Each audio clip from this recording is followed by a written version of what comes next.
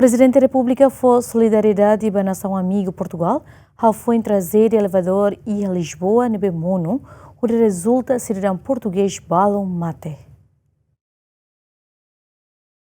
Liu-se comunicado imprensa nebe acessa Presidente República Rezulta foi Solidariedade ba cidadão português nebe sai vítima e incidente trágico e funicular da Glória iha Lisboa, linha elétrico turístico popular nebe Liga Distrito Baixa, ho bairro Alto.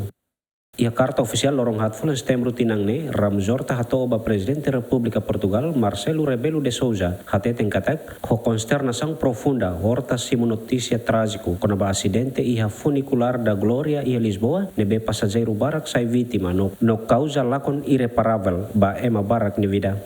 Premiado Nobel da Paz nemos tonia sentido condolência no solidariedade Nasaun União ba família enlutada sira durante tempo tristeza ne.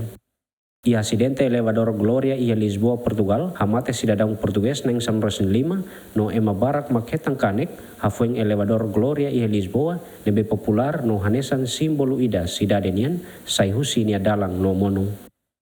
Autoridade sira la identifica vítima sira no la fosai sira nacionalidade mai be iha cidadão estrangeiro balung entre sira nebe mate no ema 95 hetang kanek todan. Elevador Glória ne loka iha tinang reunida atus walu walnurasen 5 Liga Área Centro Cidade Lisboanian Basic Praça Restauradores o bairro Alto nebe famoso também vida kalan nebe vibrante. Tu responsável local cidadanian Elevador Glória ne anualmente transporta ema milhão toluresen. Equipa cobertura ZMN.